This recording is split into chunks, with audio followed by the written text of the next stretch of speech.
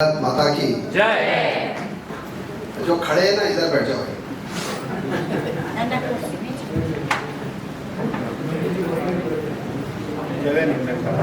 सम्मानित हमारे उत्तरांचल महासंघ मुंबई के अध्यक्षा जी और हमारे सती भाई, अगर सती भाई मुझे फोन नहीं करता तो शायद मैं इस कार्यक्रम में नहीं आ पाता। आज मेरा एक स्वास्थ्य विभाग का कार्यक्रम है मुंबई में, तो इन्होंने कहा कि मंत्री जी आपको आना ही आना है, तो आप हमारे कार्यक्रम में। मुझे आज आना था, तो मैंने कहा कि चलो मैं एक दिन पहले आ जाता हूँ। और मुझे भी बहुत अच्छा लगा कि 1 घंटे 47 मिनट से हम आपके बीच में।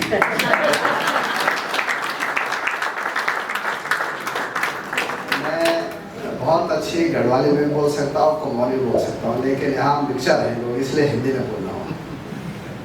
और मेरा सौभाग्य है कि मैं गढ़वाल का और मेरी धर्मपत्नी कहाँ के कुमाऊं की है, इसलिए मेरे लिए बहुत बैलेंस है। मैं जोशी जी के बारे में कुछ बताना चाहता हूँ कि जोशी जी हमारे आदित्य बिरला ग्रुप में वाइस प्रेसिडेंट थे। और ये बात इसलिए कह रहा हूँ कि कई बार लोगों को पता नहीं रहती चीजें। आप लगभग वहाँ 2 करोड़ रुपए के पैकेज में थे, ये भी मैं कम ही बोल रहा हूँ शायद। और जब हमने कहा कि जोशी जी आपको उत्तराखंड की सेवा करनी है, तो इन्होंने पैसा नहीं देखा, इन्होंने कहा कि मैं उत्तराखंड जरूर आऊँगा। और हम इनको टोटल 2.5 लाख रुपए पर महीने देते हैं, उससे कम नहीं। ये बात इसलिए कह रहा हूँ कि देखिए, कई बार राज्य के हित के लिए आदमी ये चीजें नहीं देखता है। और मैं आपको बधाई दे रहा हूँ कि आप उत्तराखंड की सेवा कर रहे हैं। आप मुझसे भी ज्यादा पढ़े लिखे हैं, और मैं देख रहा था, मुझे लग रहा था कि मैं ही पढ़ा लिखा हूँ। यहाँ जितने भी थे सब एक से बढ़कर एक। काला जी से तो मेरा बहुत पुराना परिचय है, अध्यक्ष जी से बहुत। अध्यक्ष जी भी मात्र 82 साल के हैं और बिल्कुल युवा है। जितनी देर तक हम खड़े रहे उससे ज्यादा आप खड़े रहे, तो आप देख लीजिए। सेना में अध्यक्ष जी नहीं थी, पर सैनिकों से ज्यादा है। देखिए, आज मैं कुछ बातें शिक्षा के बारे में कहना चाहूँगा कि आप सब लोग जानते हैं कि 5 सितंबर को पूरे भारतवर्ष में शिक्षक दिवस के रूप में मनाते हैं। मेरा सौभाग्य है कि मैं 8.5 वर्षों से शिक्षा मंत्री हूँ। शायद इतना लंबा कार्यकाल किसी मंत्री का होगा जितना मेरा है। और हम अपने प्रदेश में जो भी अच्छा टीचर होता है, हर साल जो है शैलेश मटियानी जी के नाम पे हम टीचर्स को पुरस्कार देते हैं। उसमें हम 21,000 रुपये भी देते हैं, उनको पुरस्कार भी देते हैं, राजभवन में बुलाते हैं सबको। और उससे बड़ी बात यह है कि रिटायरमेंट के बाद 2 साल उस टीचर को एक्स्ट्रा देते हैं पढ़ाने के लिए, क्योंकि उसने बहुत अच्छा काम किया है। तो ये हम करते हैं। उच्च शिक्षा में हम भक्त दर्शन जी के नाम पे टीचर्स को सम्मानित करते हैं। भक्त दर्शन जी भारत सरकार में केंद्रीय मंत्री रहे, बहुत ईमानदार राजनेता थे। उनके बारे में अगर आप पढ़ेंगे तो उनके नाम पे हम उच्च शिक्षा के प्रोफेसरों को जो है सम्मानित करते हैं। मैं भी 3 तारीख से, और आज 7 तारीख हो गई, ये मेरा 14वां प्रोग्राम है शिक्षक सभा। अभी लगातार जो है डिग्री कॉलेज में भी जाता हूँ, विश्वविद्यालय में भी जाता हूँ, इंटर कॉलेज में भी जाता हूँ, IIT में भी जाता हूँ। और एक रिकॉर्ड मेरे नाम पे और हो गया है कि देश में सर्वाधिक दीक्षांत समारोह में किसी मंत्री ने भाग लिया तो मैंने लिया। अभी तक 112। मैं भारत के 1100 विश्वविद्यालय भारतवर्ष में, उत्तराखंड में भी 37 विश्वविद्यालय हैं। मैं भारत के लगभग 400 से ज़्यादा विश्वविद्यालय में गया हूँ और विश्व के भी लगभग मैं 25 विश्वविद्यालय में गया हूँ। ये बात इसलिए कह रहा हूँ कि मुझे पूर्व का भी पता है, पश्चिम का भी पता है, उत्तर का भी पता है, दक्षिण का भी पता है, केरल का भी पता है, तो जम्मू कश्मीर का पता है। और मैं बहुत रुचि से जाता हूँ, मतलब समय निकाल के जाता हूँ मैं कि भाई कहाँ का कैसा कल्चर है, कहाँ के बच्चे कैसे हैं, कहाँ के कैसे टीचर हैं। लेकिन मैं एक बात जरूर देखता हूँ कि हमारे देश में अगर कुछ भी अगर अच्छा काम हो रहा है तो वो एक अगर उसकी धुरी तो हमारे शिक्षक हैं। अगर शिक्षक नहीं होते तो हमारा देश आज इतना महान नहीं होता। मैं आप लोगों को थोड़ा पीछे ले जा रहा हूँ। पहाड़ में किस किस ने पढ़ाई की, जरा हाथ खड़े कर। पहाड़ में जिसने भी पढ़ाई की, बेसिक शिक्षा में या माध्यमिक शिक्षा में, हम जब स्कूल जाते थे तो एक पार्टी होती थी और एक बल क्या होता था।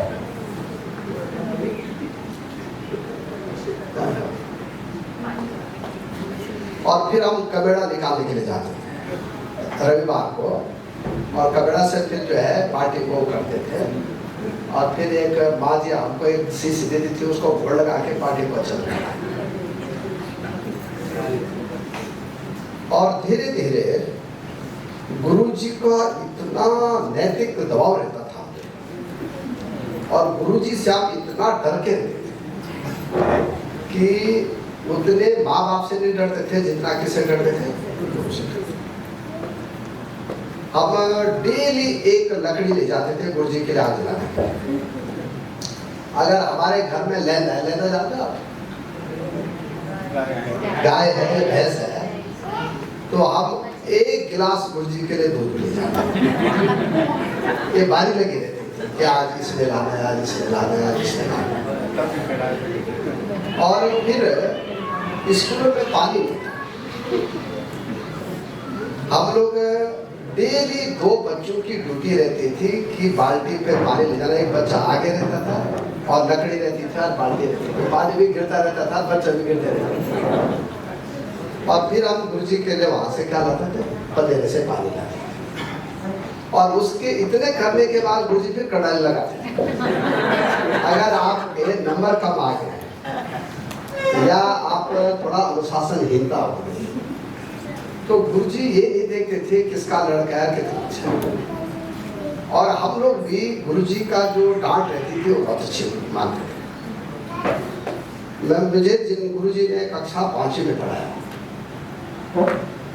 तो मैं जब उनके घर गया शिक्षा मंत्री बनने के बाद, तो वो कहने बैठ गए कि भाई बहुत अच्छा हो गया कि आप शिक्षा मंत्री बन गए, लेकिन मैं तुमको डांटता रहूँगा अगर कोई गलत काम करोगे। मैंने कहा गुरुजी ये तो आपका अधिकार है। तो गुरु के प्रति बहुत सम्मान था। अब धीरे धीरे पूरे देश में, पूरे विश्व में गुरु के सम्मान में कहीं ना कहीं अब क्या हो रही है, कमी आ रही है। वो इधर से भी हो सकती है और इधर से भी हो सकती है। ये धीरे धीरे इसलिए हुआ कि हम लोग आधुनिकता की दौड़ में दौड़ रहे हैं। अब NEP 2020 जब से हमने लागू की, उसमें हमने पहली बात रखी है कि बच्चे को अपने कल्चर से जोड़ना है, उसको जो है अपने जड़ों से जोड़ना है। जड़ों से जोड़ने का मतलब ये है कि बच्चे को मातृभाषा का ज्ञान होना चाहिए। आज इस कहाँ गए बिटिया जो गढ़वाली में बोलती थी उधर, आज उत्तराखंड में 22% बच्चे अपनी भाषा बोलते हैं और 78% बच्चे अपनी भाषा को क्या। अब जब मैं शिक्षा मंत्री बना तो सबसे पहला निर्णय ये किया कि कक्षा 5वीं तक बच्चा गढ़वाली भी सीखेगा, कुमाऊनी भी सीखेगा और जौनसारी भी सीखेगा।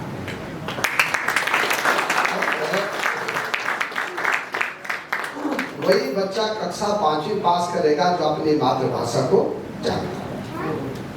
तो उस समय कई लोगों ने मेरे खिलाफ आवाज उठाई कि लोग चंद्रमा पे जाने की बात करें, लोग IT की बात करें, मंत्री जी किसकी बात करें, अपने गढ़वालिया कुमारी की बात करें। लेकिन आज वही लोग कह रहे हैं कि मंत्री जी आपका वो जो निर्णय था वो बहुत अच्छा था। ये 2017 में मैंने निर्णय किया था जब मैं पहली बार शिक्षा मंत्री बना। और आज मुझे बड़ी खुशी है कि अब हमारे बच्चे जो है अपनी मातृभाषा से लगाव धीरे धीरे होता जा रहा है। उस समय एक चैलेंज था मुझे कि टीचर भी गढ़वाली जानते नहीं तो उनको भी प्रशिक्षण देना था। कई टीचर्स जो है कुमारी नहीं जानते थे, उनको भी प्रशिक्षण देना था। लेकिन धीरे धीरे बातें आगे आ गई और गई। एक हमारे जमाने में एक किताब आती थी हमारे पूर्वज, वो गायब हो गया अचानक सिलेबस से। तो बच्चे क्या करते थे, अपने से विवरणों की प्रेरणा लेते थे। महात्मा गांधी का चरित्र कैसा था, सुभाष चंद्र बोस जी को क्यों हम महान मानते हैं, रानी लक्ष्मी के बारे में पढ़ते थे, हर महापुरुष के बारे में पढ़ते थे। लेकिन एससीईआरटी और एनसीईआरटी ने उस किताब को क्या कर दिया था, बाहर कर दिया था। मैं जब शिक्षा मंत्री बना तो मैंने पहला निर्णय किया कि मैं हमारी विरासत किताब को लेकर आऊंगा। और जब मैंने ये बोर्ड में रखा कि हमारी विरासत आएगी तो बहुत लोगों ने उस पर टिप्पणी की। और मैंने कहा कि मैं उसमें अकबर को भी हटा दूंगा और बाबर को भी हटा दूंगा। बहुत देर लोग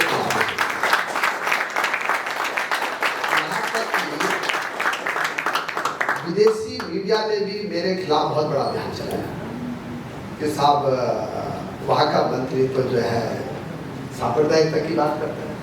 मैंने कहा भी देखो, हम चाहते हैं कि हर महापुरुष के बारे में बच्चों को ज्ञान होना चाहिए।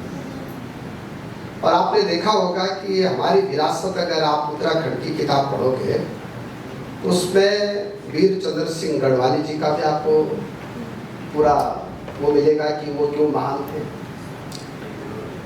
इनके यहाँ पंथ्या दादा के बारे में मैंने एक सिलेबस में दिया है। पंथ्या दादा के बारे में पता नहीं कितने लोग जानते हैं। टिचरी माई के बारे में मैंने एक वो दिया है। एक पिथौरागढ़ की वो थी जिन्होंने पूरी धर्मशालाएं बनाए, दादी, उनके बारे में मैंने बोला है उसमें। तो मैंने हर महापुरुष को जो है उसमें सिलेबस बनाया। उत्तराखंड के आंदोलन के लाया, हमारे जो थड़िया चौखला गीत है उनके बारे में मैंने बताया कि क्यों है। अभी जो हमारे डॉक्टर साहब कह रहे थे कि मैंने आज जो पहना है क्या पिछोड़ा के बारे में मैंने बताया बच्चों को कि हमारे यहाँ का वो क्या है, पौची के बारे में बताया, हमारे झुमके होते थे उनके बारे में बताया, हमारी नथुली होती थी उसके बारे में बताया। तो ये बात मैं इसलिए कह रहा हूँ कि मेरे राज्य में अब जो 38 लाख बच्चे पढ़ाई करते हैं उनको उत्तराखंड का कल्चर के बारे में अब हर चीज का पता है। क्या अभी हमारे राज्य में 63,000 टीचर्स, मुझे लगता है कि पूरे देश में 30 बच्चों पे एक टीचर का मानक है। महाराष्ट्र में भी यही होगा, यही है ना पूरे देश में, कि मिनिमम जो है 30 बच्चों पे एक टीचर होना चाहिए। उससे ज़्यादा हो जाए तो बहुत अच्छी बात है। हमारे राज्य उत्तराखंड में 12 बच्चों पे एक टीचर है।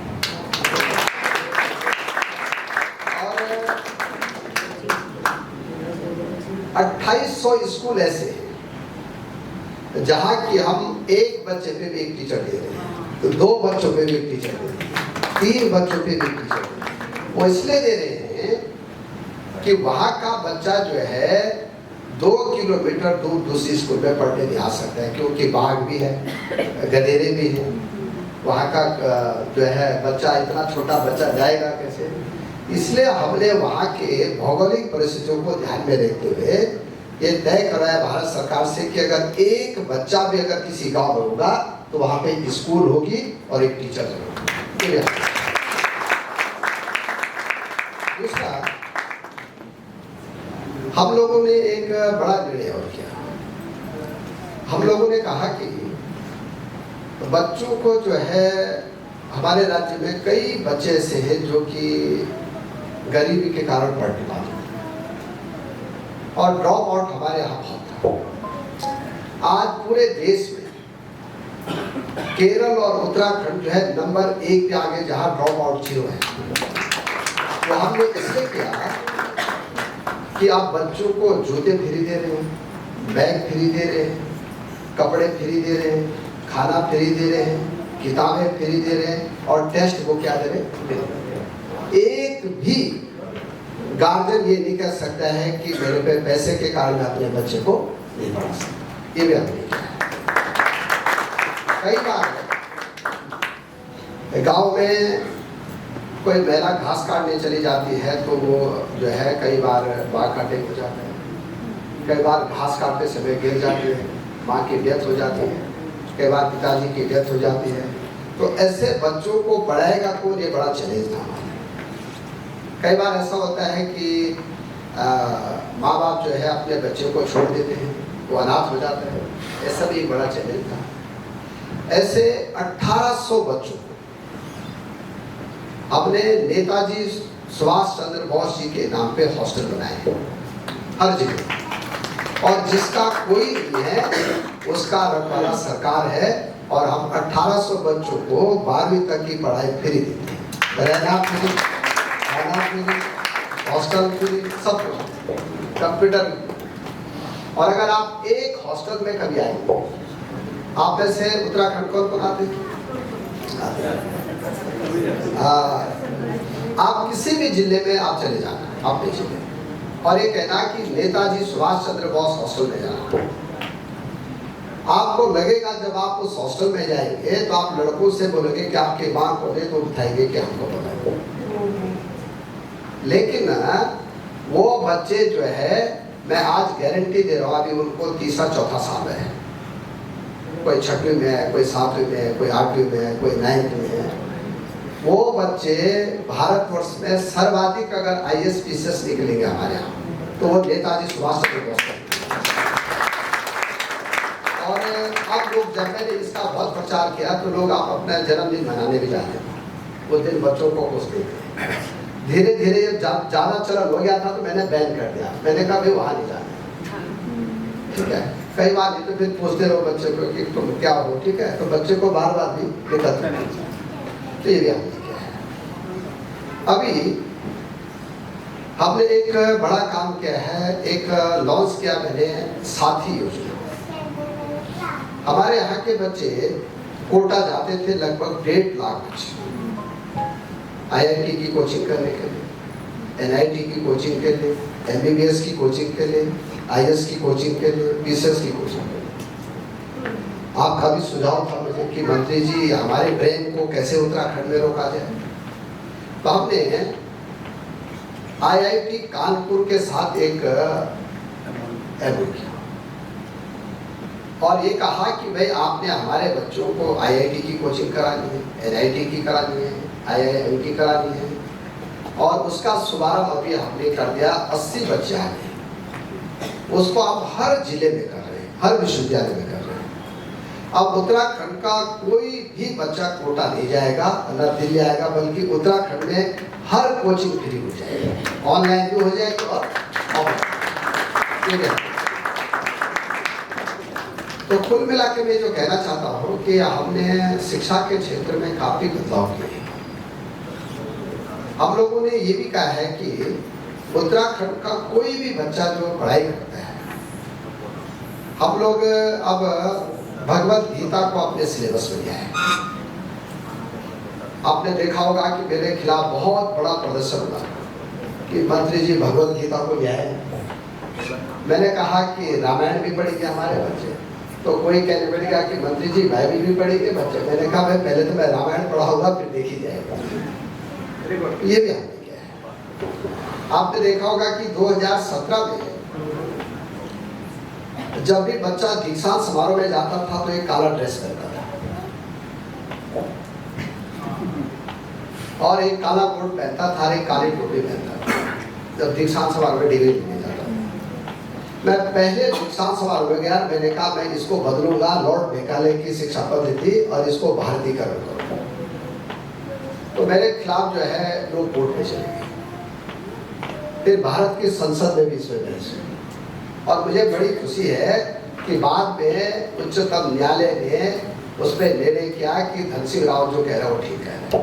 भारतीय प्रधान आज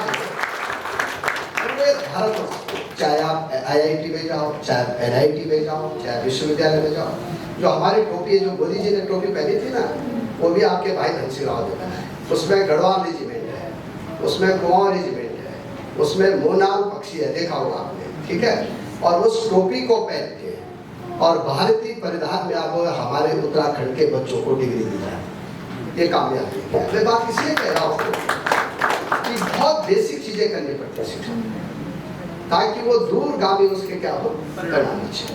ये काफी चीजें हमने की है, और टाइम रहता तो मैं थोड़ा और बोलता, लेकिन मैं घड़ी देख रहा हूँ कि मुझे अपने एक सरकारी प्रोग्राम में जाना है। लेकिन मुझे बहुत अच्छा लगा कि आप लोगों ने, मुझे तो चलो मैं तो आपके बीच आता रहता हूँ, लेकिन आपने जोशी जी को बुला के बहुत अच्छा, और जोशी जी का आप थोड़ा सी सदुपयोग किया, या दूसरा शब्द कहूँगा मैं, माइक बंद करो, तो उनका दुरुपयोग भी क्या करो, ठीक है। इसलिए कि वो बहुत टैलेंटेड आदमी है। और हमारे विष्णु जी, अध्यक्ष जी, जोशी जी का नंबर ले लीजिए और उनका सदुपयोग करिए। देखो, मुझे बड़ी खुशी होती है कि उत्तराखंड के लोग बहुत आगे बढ़ रहे हैं। आज जहाँ भी जाओ, पहले उत्तराखंड के बारे में कहा जाता था कि उत्तराखंड के लोग फोटो में करना चाहते हैं।